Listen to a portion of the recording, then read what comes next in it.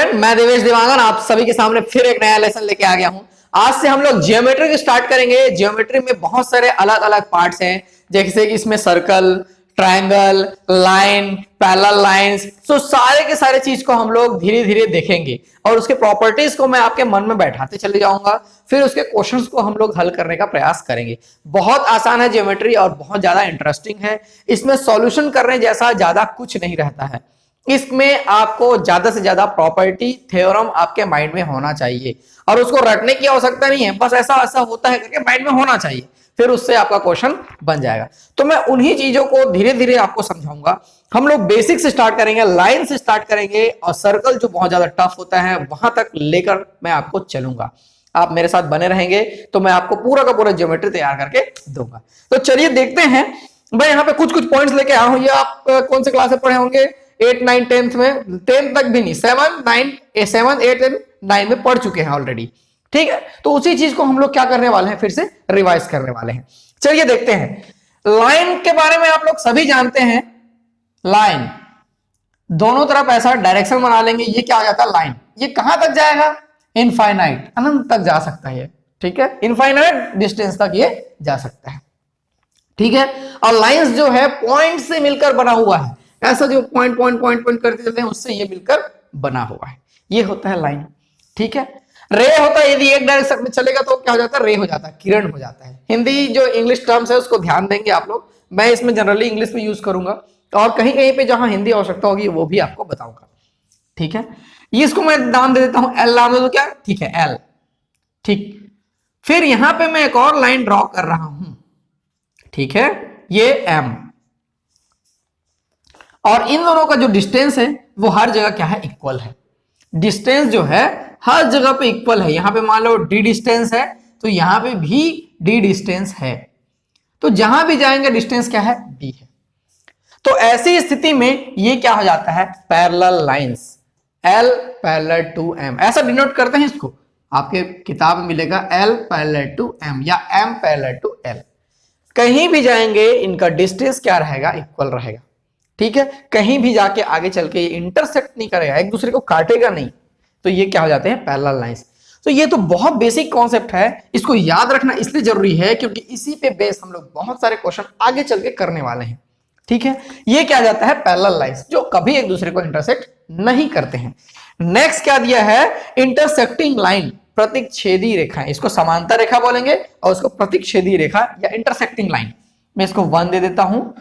2 देखेंगे लाइंस, जैसे कि ये एल है, फिर से एल ले लेते हैं हम लोग। ये एल है, ऐसा जा रहा है। ठीक है, एम ऐसा जा रहा है, ये हो जाएगा एम। जा रहा है या जा रही है देख लेंगे। ठीक है ना, एल एम। तो ये क्या कर रहे हैं? ये लाइन, ये भी लाइन है, लेकिन किसी पॉइंट पे ये लोग क्या कर रहे हैं? इंटरसेक्ट कर रहे हैं। देखो ये पॉइंट ओ पे ये लोग क्या कर रहे हैं? इंटरसेक्ट, एक दूसरे के ऊपर से होकर जा रहे हैं। तो ये क्या हो जाती है? इंटरसेक्टिंग लाइन या प्रतिच्छेदी रेखा, हिंदी में इसको कहेंगे। याद रखेंगे, इसमें मैं एंगल्स की प्रॉपर्टीज को धीरे धीरे बताऊंगा, लेकिन ये बेसिक आपके माइंड में बैठना चाहिए। ठीक है, नेक्स्ट वैसे ही इसमें देखेंगे, जैसे कि ये इंटरसेक्टिंग लाइन है, इसको ध्यान से देखेंगे। अभी ये पैरेलल लाइंस की बात किया, ये इंटरसेक्टिंग लाइन की मैं बात कर रहा हूं। यहां पे आपको 4 एंगल बनते हुए दिखाई दे रहे हैं। मैं इसको 1 2 3 4 दूंगा, हर जगह ऐसे ही करूंगा।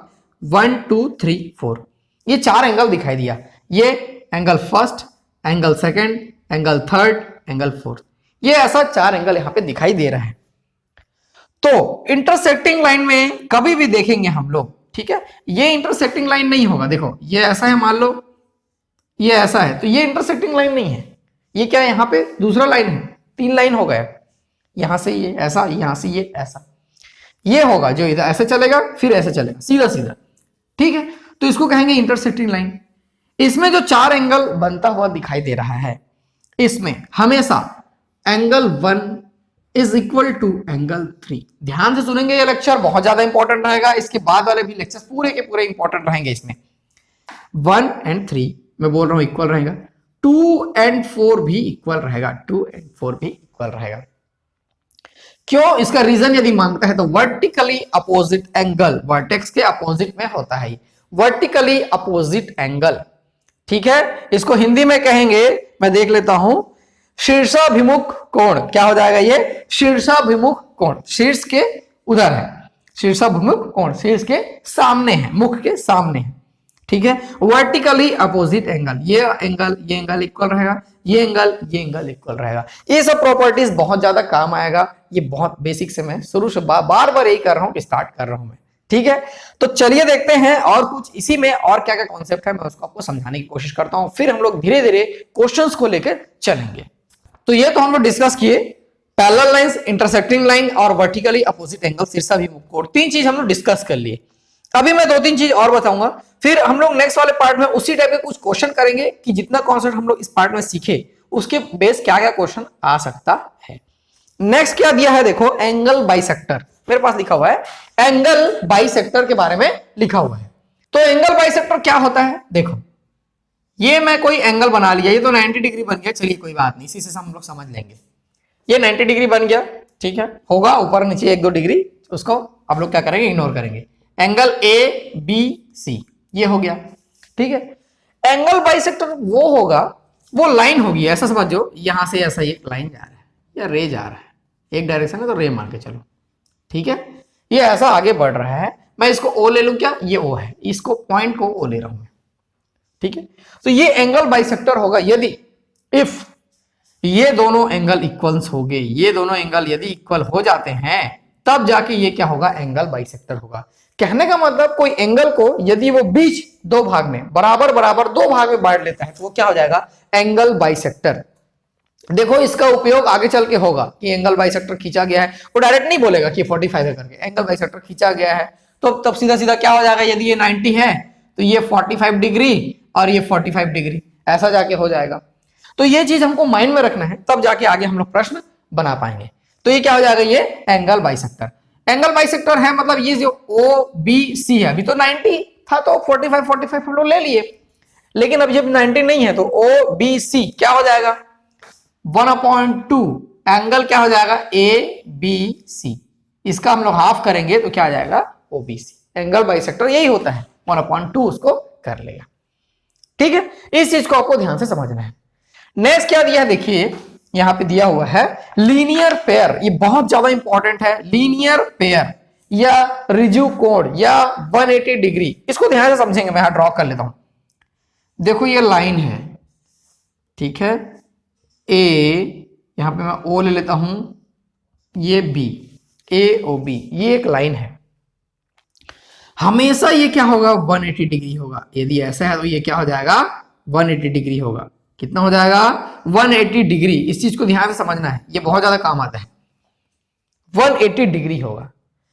और मैं जब ऐसा कोई एक रे ड्रॉ कर लिया तो इधर का एंगल बन रहा है 1, इधर का एंगल बन रहा है 2, एंगल 1 एंगल 2, 2 एंगल बन गए। हमेशा ये क्या होगा, इसका एडिशन एंगल 1 प्लस एंगल 2 क्या होगा, 180 डिग्री होगा। ऐसे कंडीशन में ये लीनियर पेयर, रिजु कोण या 180 डिग्री, ये देखो ये लाइन है, ये प्रॉपर्टी भी बहुत ज्यादा काम आता है ज्योमेट्री में। यदि आपने इसको माइंड में नहीं बैठा है, देखने को तो बहुत सिंपल लग रहा है, लेकिन जब मैं इसको प्रॉपर्टी में क्वेश्चन में यूज करूंगा तुरंत आपको समझ में नहीं आएगा कैसे ये यूज हो गया करके।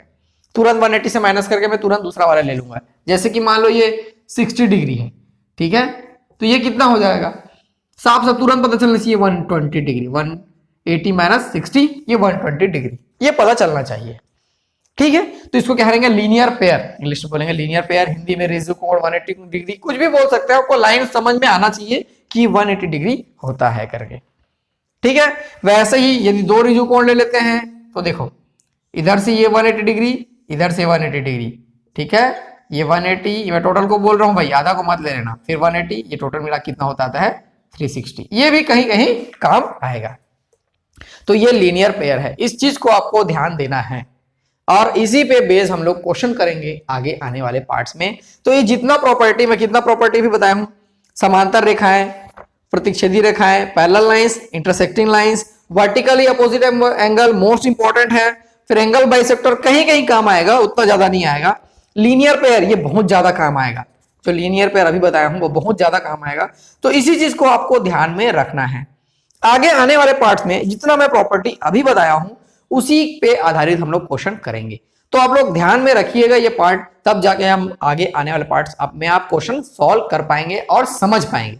फिर उसके बाद हम लोग समांतर रेखा, सिर्फ पैरेलल लाइंस के प्रॉपर्टीज को लेकर चलेंगे। पैरेलल लाइंस में भी बहुत सारी प्रॉपर्टीज है, उसका एक एक चीज मैं आपको डिस्क्राइब करूंगा, फिर उसको क्वेश्चन भी प्रैक्टिस कराऊंगा। एक नहीं, बहुत सारे क्वेश्चन मैं रखा हुआ हूं, कुछ 10-15 क्वेश्चन रखा हुआ हूं, उसको मैं प्रैक्टिस कराऊंगा। 10-15 क्वेश्चन में एक क्वेश्चन में हर टाइप का कराऊंगा, तो वो 4 यदि प्रॉपर्टी है तो 4 टाइप के क्वेश्चन हो जाते हैं, 40 क्वेश्चन हो जाते हैं। तो उतना क्वेश्चन हम लोग प्रैक्टिस करेंगे और धीरे धीरे पूरा ज्योमेट्री आपके माइंड में बैठ जाएगा, बशर्ते आप मेरे साथ बने रहिए। मैं देवेश देवांगन आप लोग के लिए ऐसे ही लेसन लेके आते रहूंगा।